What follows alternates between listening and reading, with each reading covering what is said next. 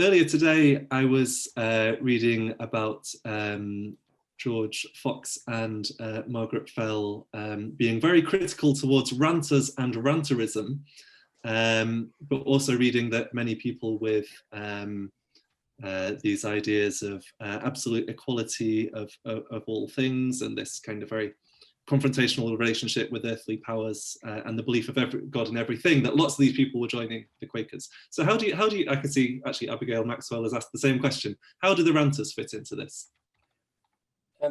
Can you hear me? We can. Good, that's okay, because I've got a funny sort of message on my audio thing.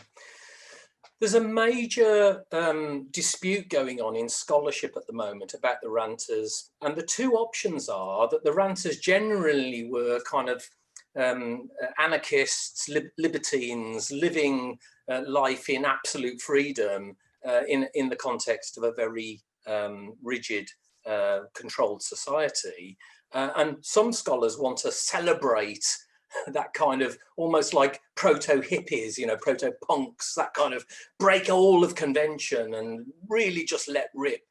On the other side of the scholarship, and I think I lean more to the second position, is that although there were people who were writing this sort of stuff, actually the image of the ranter is a great folk devil that is a massively kind of distorted account of these kind of radical groups like Quakers. They set up as a way of justifying persecution. And so I think the jury's out on this. There's major debate going on and you need to pick your position. What we do know, of course, is that the major kind of breakdown of normal social arrangements during the Civil War, the kind of censorship, the kind of controls that were in place before, opened up space for all sorts of experimentations. And we see that with the leveller movement, we see it with the diggers and so on. The extent to which the ranters are real in a kind of a substantial way, or more the kind of scary story that's made up by those in power as a way of justifying persecuting people, is a tricky question. What we can say is that Quakers are definitely accused of being ranters. They are radical Puritans. They are threatening the social order. And of course, they have to argue very strongly that they're not really ranters at all. And as I say, you can decide whether you think that ranters really were doing all the things that people said they were doing, or whether actually it's some kind of folk devil and moral panic that's used by those in power in order to crush those radical groups. If you go back earlier through history, these things happen time and time again. During the late medieval period, there was a group called the Brethren of the Free Spirit, and they're characterized in exactly the same way. And coincidentally, this was a time when people were beginning to exert a degree of independence from the Christendom Church, and so threatening authority again. So I think my sympathy is towards the fact that ranters are a massively built up kind of character, folk devil, that's used to tarnish all of the radical groups. And of course, Quakers get called Catholics in disguise. They get accused of being witches. They get accused of all sorts of sexual promiscuity and so on, even though there doesn't seem to be any truth to any of that. Thank you. Now we've got another couple of questions actually, which you might come to in the next section, but without giving anything away from the next section. Why you've spoken about lots of movements that were around at that time, diggers, levellers, ranters that kind of flow into one another. Why do you think that the Quakers survived? Yeah, hard to answer that one without going into the next session. I mean, Quakers, first of all, are very successful in building up numbers during the 1650s.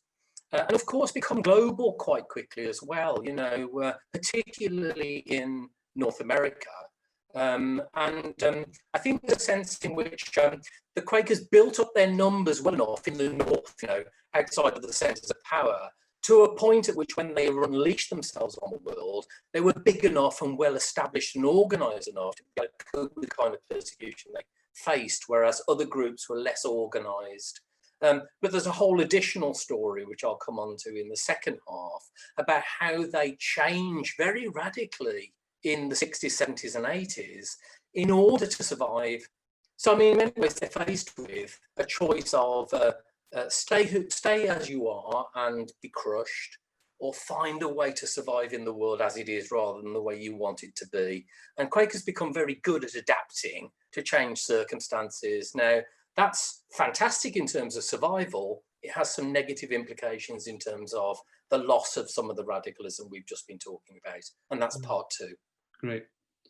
Now, we've got a couple of questions that relate to one of the reasons that we approached you for the lecture, and it's asking about what you think about now.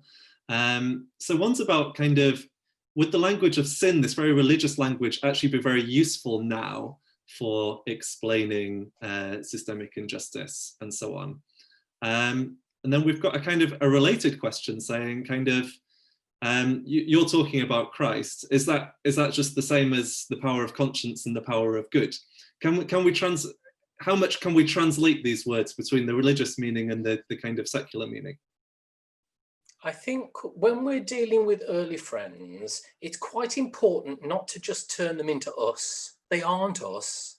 They are pre-modern people, pre-Enlightenment people. They're operating within a very different worldview. And so on one level, I would argue that we need to understand them on their own terms within their own culture. And we need to take seriously their particular theological understanding and its biblical framework. That said, one of the reasons why Quakers have survived and developed in different ways, in different places and times, is that there are things in that early vision that allow you to either go much more back to a mainstream Christian position, particularly a more Protestant one, which lots of Quakers in the world have done. But there's also something in that early vision that is sufficiently, as we were saying earlier, breaking out of the limitations of institutions and so on, breaking out of the limitations of human culture, the sense of the Spirit working within people, whatever they happen to call it, which means that we can work with a universalist understanding, a pluralist understanding. And of course, that's the one that tends to be dominant within modern liberal Quakerism. So I think it's absolutely acceptable, as far as I'm concerned, to reinterpret these things in ways that are meaningful to you, because what matters is the actual experience. I mean, for me personally, I think there's great power in reinterpreting traditional Christian language in a way that's actually very helpful in terms of the things that we face, the dysfunctions of humanity, its relationship within humanity, but also its relationship with creation. I find traditional Christian language very helpful in that respect, but I know other people don't. And I think there's sufficient flexibility in this sort of mystical, spirit-led, universal understanding of early friends that it can accommodate people interpreting in different ways. Thank you. Now, we've had some praise for that Naylor quote that you brought out, the one saying God is against the rich. That's, I mean, it chimes very strongly with different aspects of liberation theology from the 20th century. But we've got a question about the magnificat, which is when Mary discovers that she's pregnant, she says, she sings a song where the rich will be brought down from their thrones and the hungry will be filled, which seems to be kind of fairly similar language as well. So, was what's now called the Magnificat important to early friends? It's funny, I don't see it hugely used. Some of the women, when they're trying to justify the position of women within the Christian tradition, draw on every possible example of a woman given something important to do within the Bible, and so Mary obviously has a place in all of that. But what's really interesting about early friends is that they focus on the bits of the Bible that seem to describe something about what they are experiencing. And so they see in Paul's writings something that speaks to them about their own experience. And they also see that in John, but they're slightly less inclined to quote from the Synoptic Gospels. And that's not because they don't see that as important, but it's because it's more important to experience what Mary is saying in the Magnificat in yourself than to quote it. And so this leads to them generally being accused of downplaying the historical Jesus, downplaying the events of the first century and so on. but I don't think they are. But what they're doing is saying, what Mary has written, what Mary sang, that hymn in a sense, we're experiencing it. First of all, the loftiness and the rulers in ourselves is being thrown down and a new life is being raised up. They kind of spiritualize it in many ways. They tie it very tightly together. It is one of the differences between the first and the second generation. The inward and the spiritual is not disconnected from the outward and the physical. The inward experience transforms the outward. And so that kind of sense of the radical implications of what God is doing that Mary talks about is something that early friends would say, first of all, I experienced that within myself, and now it's leading me to see how that works out in the world. So I don't think they quote it a lot, but I think they would have known it intimately and it would have been important to them. But it's more about how they interpreted that inwardly and spiritually, I think.